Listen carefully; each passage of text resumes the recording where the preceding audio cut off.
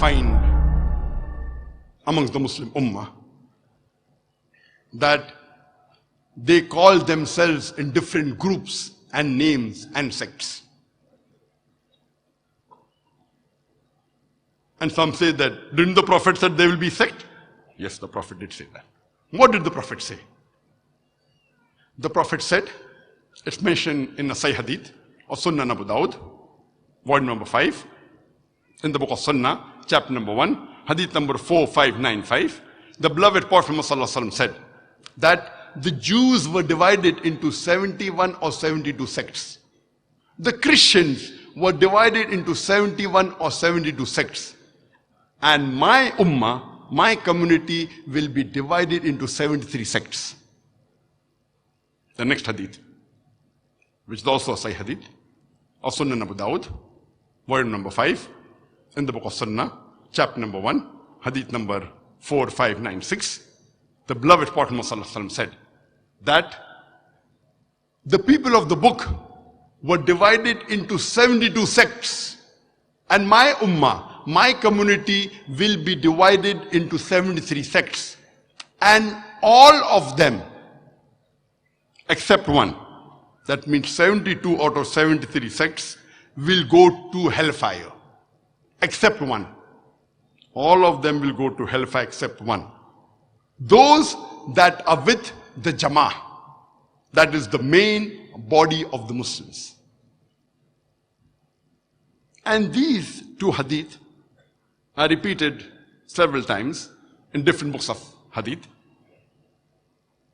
It's also mentioned in the Sahih hadith of Jami' al-Tirmidhi, volume number 5, in the book of faith, chapter number 18, hadith number 2640, where the beloved Prophet Muhammad said that the Jews were divided into 71 or 72 sects. The Christians were divided in a similar way. But my community, my ummah, will be divided into 73 sects, would be divided into 73 sects. The next hadith, which is also a Sahih hadith, of Jami' Tirmidhi, volume number 5, in the book of faith, chapter number 18, hadith number 2641, the beloved Prophet Muhammad said that the Bani Israil were divided into 72 sects, but my ummah, my community will be divided into 73 sects. All will go to hell except one. And Abdullah bin Amr, may Allah be pleased with him, the narrator of the hadith, he asked the Prophet, which one will go to paradise? All will go to hell except one. Abdullah bin Amr says, which one? The Prophet said, those that are there on the way of me and my companions. Those that follow my way and the ways of the companions. Here we come to know that the Prophet, he predicted there will be 73 sects. He didn't say you should make. Allah says in the Quran in several places. In Surah Imran chapter 3, verse number 103, verse number 104, verse number 105. In Surah Shura chapter number 42, verse number 13. In Surah Anam chapter 6, verse 159, that don't make sects. Here the Prophet predicted, though Allah subhanahu wa ta'ala says not to make sects, yet my ummah would be divided into 73 sects. All will go to hell except one. The Prophet said those that are there with the Jama'ah, the main body, and the other, he says those that follow me and my companions. Further, when we read, it's mentioned in the Sahih Hadith of Jami' Tirmidhi, volume number 4, in the book of Fitan, chapter number 7, Hadith number 2165. Abdullah ibn Amr, may Allah be pleased with him, he narrates a hadith and says that Umar, may Allah be pleased with him, while giving a khutbah, while giving a speech, he said that I am amongst you as the Prophet was amongst us. And he said that stick to me and my companions, and those that come after that, and those that come after that. That means the Prophet said, stick to my companions, the Sahabas.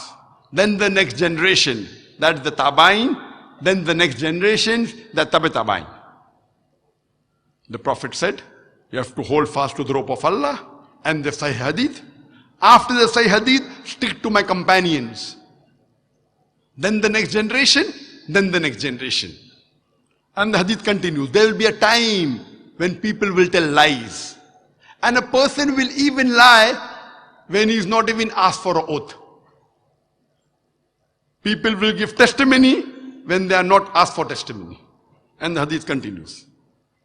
That when a man is with a woman alone, the shaitan is a partner.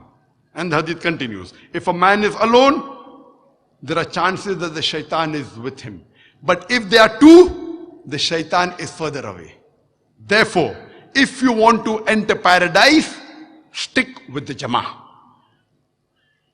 This Hadith also emphasizes that if you want to go to paradise, stick with the Jama'ah. The next Hadith, which is also a Sahih Hadith of Jami Tirmidhi, volume number 4, in the book of Fitan, chapter number 7, Hadith number 2166. The Prophet ﷺ said that Allah's hand is on the Jama'ah. The next Hadith, which is also Sahih Hadith of Jami Tirmidhi, volume number 4, in the book of Fitan, chapter number 7, Hadith number 2167, the beloved Prophet ﷺ said that my ummah will never be united on disbelief, will never be united on something which is wrong. And the hand of Allah is on the Jama'ah. That means it is compulsory that we Muslims should hold to the rope of Allah strongly. That is the glorious Quran and the authentic Hadith. And we should not be divided. We should not make sects. Making sects in the religion of Islam, making divisions in the religion of Islam is prohibited. And we have many scholars who have guided us. We have many imams, aimmas who have guided us. And all of them told us to come close to Quran and Sunnah. And the four famous aimma, Abu Hanifa, may Allah have mercy on him. We have Imam Malik, may Allah have mercy on him. Imam Shafi, may Allah have mercy on him. And Imam Ahmad ibn Hanbal, may Allah have mercy on him. All these four aimmas, they were great scholars. And all of them told to follow Quran and Sunnah. When you read the book of Syaikh Al Albani, in the book, the Prophet prayers described, he writes on page number 5 in it and give references. That Imam Abu Hanifa, may Allah have mercy on him, he said that when you find a hadith which is sahih, that is my madhab. When you find a hadith which is sahih, that is my madhab. Imam Abu Hanifa, may Allah have mercy on him, he also said that when you find any of my opinion and you find that my opinion is against what is mentioned in the book of Allah or the authentic hadith of Prophet Muhammad sallallahu alaihi wasallam, ignore my opinion. When we read the teachings of Imam Malik, may Allah have mercy on him, he said that I am a mortal. I am a human being. I make mistakes sometimes. I am correct sometimes. When you find any of my opinion, you check it up. If it matches with the sayings of Allah and the Messenger, it is correct. If it disagrees with the words of Allah and the sayings of the Messenger, you ignore my opinion. Imam Malik, may Allah have mercy on him, he also said that the opinions of Imam Abu Hanifa, of Imam Shafi, and my opinion, I believe all these opinions are equal. But the truth is what has been said by Allah his messenger, and the companions. That means he believes that all these opinions are equal, but we have to check it up with Allah and the hadith of Muhammad sallallahu alaihi wasallam and the sayings of the companions, and then decide which is correct. And if you read the teachings of Imam Shafi'i, may Allah have mercy on him, amongst all, history tells us that his followers of Imam Shafi'i, they were the strongest in following the teachings of Imam Shafi'i. And Imam Shafi'i, may Allah have mercy on him, he said that when you find a hadith which is sahih, that is my madhab. He said, the sayings of the Prophet reach some people, it does not reach some people. Whenever you find any of my opinion, check it out, whether it matches with the opinion of the sayings of the Prophet. And if the Prophet's saying differs with my opinion, ignore my opinion. Imam Shafi'i, may Allah have mercy on him, he said several statements which meant the same. And he said that if you find my opinion which is contrary to the book of Allah and the sayings of the messenger, ignore my opinion.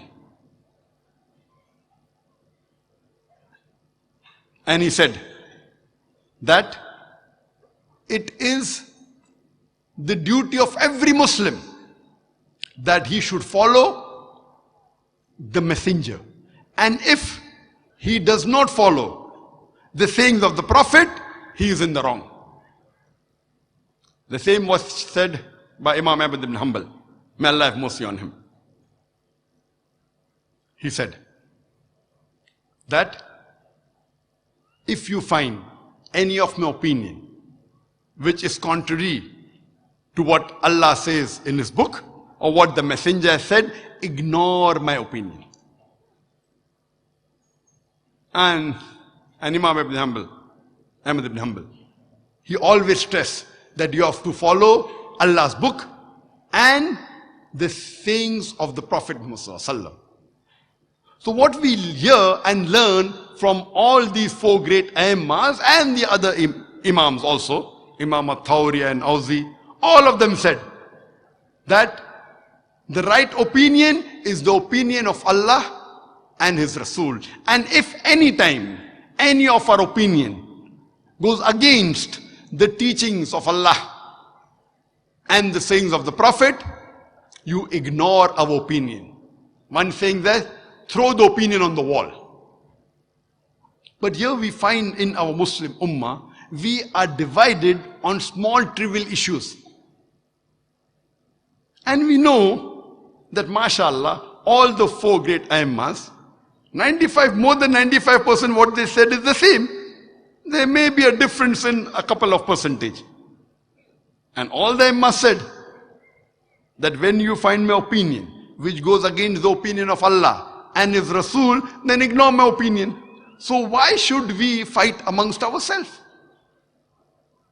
All these great Aimmas, they told us to unite on the basis of Quran and Sahih Hadith.